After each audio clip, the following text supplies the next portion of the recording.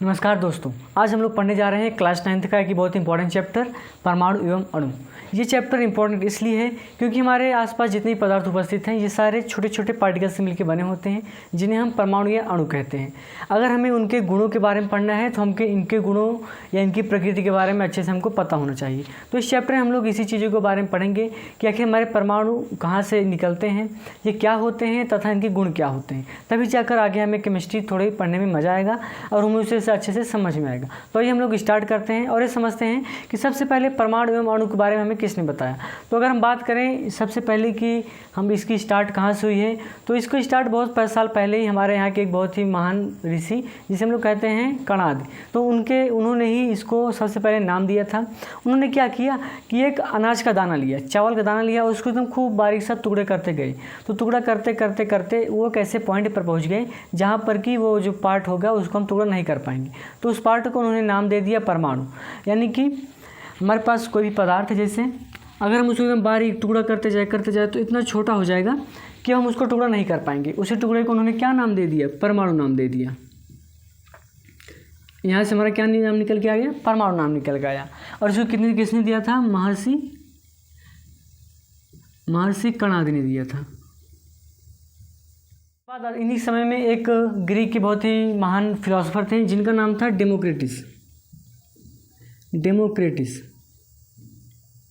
इन्होंने भी अपनी फिलॉसफी में अपने कुछ विचार रखे कि जब हम किसी पदार्थ को हम तोड़ते जाएंगे तो एक पार्ट ऐसा आएगा जब उसको हम तोड़ नहीं सकते। तो उन्होंने क्या नाम दे दिया, उसे दे दिया एटोमियो, जिसका अर्थ इंग्लिश में होता है कि अनब्रेकेबल या अनकटेबल कह सकते हैं हम लोग, यानी कि इसे अब हम तोड़ नहीं सकते। तो इसी से एटोमियो से बाद में नाम बढ़ के इंग्लिश में क्या बन गया है, एटम बन गया है, जिसे हम लोग क्या कहते हैं आज, परमाणु कहते हैं।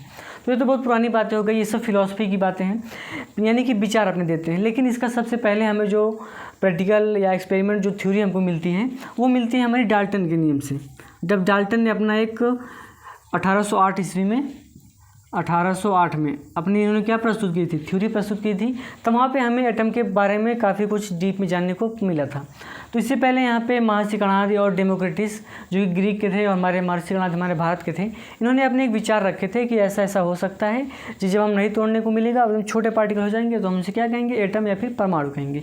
लेकिन हमारे डाल्टन ने 1808 ईस्वी में इसके बारे में रासायनिक गुण क्या हैं, इनके केमिकल गुण क्या हैं, इन सब के बारे में हमें बताया था। तो आइए हम सबसे पहले, इससे पहले भी हमारे क्या करते हैं, पार्टिकल कैसे जुड़ते हैं या रासायनिक संयोग क्या होता है, पहले हम उसे पढ़ेंगे क्योंकि वो पहले आया था। फिर उसके बाद हम लोग डाल्टन का नियम पढ़ेंगे, हमारा रासायनिक संयोग का नियम क्या होता है। तो रासायनिक संयोग के नियम के लिए हमारे पास बहुत सारे नियम हैं, तकरीबन 6 या 7 नियम है हमारे पास, जिनमें से हमको क्लास 9 में केवल 2 ही पढ़ना है।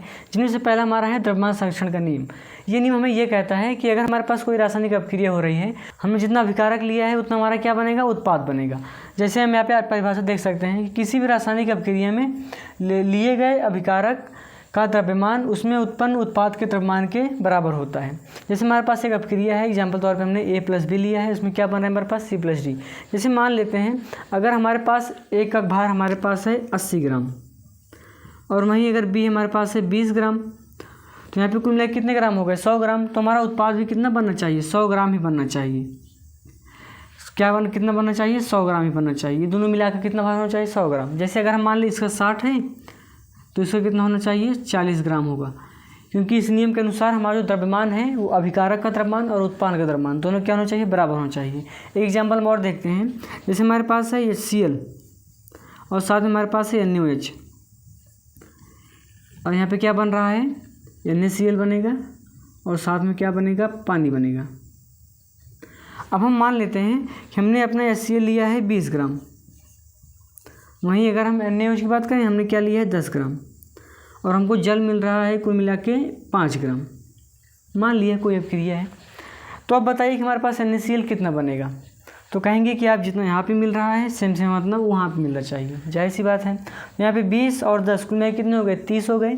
यहाँ पे 5 है तो 30 होने के लिए इसको कितना होना पड़ेगा, 25 ग्राम होना पड़ेगा, तभी यहाँ भी 30 और 30 ग्राम बराबर हो जाएंगे।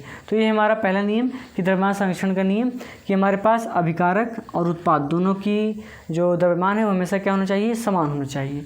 अभिकारक हम उसे कहते हैं जो तीर के पहले लिखा जाता है, उत्पाद हम उसे कहते हैं जो तीर के बाद लिखा जाता है। तो ये हमारा हो गया पहला नियम। अब हम देखते हैं अपना दूसरा नियम। दूसरा नियम जो कि हमारा निश्चित अनुपात का नियम। तो निश्चित अनुपात का नियम हमें ये कहता है कि किसी भी यौगिक में उपस्थित सभी तत्वों के द्रव्यमान का एक निश्चित अनुपात होता है, भले ही उस यौगिक को हम कहीं से भी प्राप्त किए हों।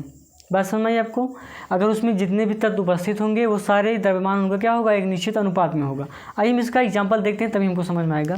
जैसे मान लेते हैं हमारे पास पानी है यौगिक, तो पानी को हम लोग कई जगह से कलेक्ट कर सकते हैं। जैसे कि हमारा पानी हम कहाँ से ले सकते हैं, नदी से ले सकते हैं, ठीक।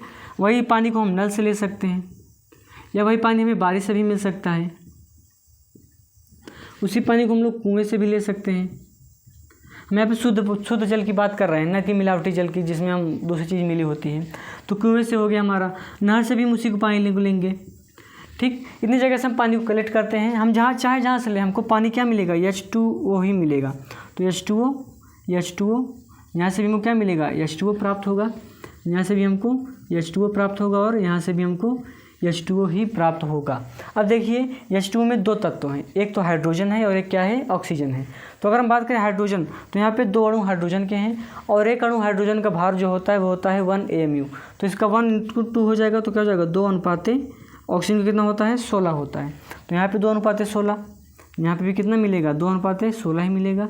वही चीज़ यहाँ भी मिलेगी, सेम प्रोसेस हर जगह पे होगा। अगर हम इसको अब काट देंगे तो हमें कितना मिल जाएगा, 1:8, 1:8, 1:8 और 1:8, साथ में 1:8। हम देख सकते हैं कि हमने एक यौगिक लिया है पानी को हमने कई जगह से प्राप्त किया है, अलग अलग स्रोत हैं हमारे पास पानी के।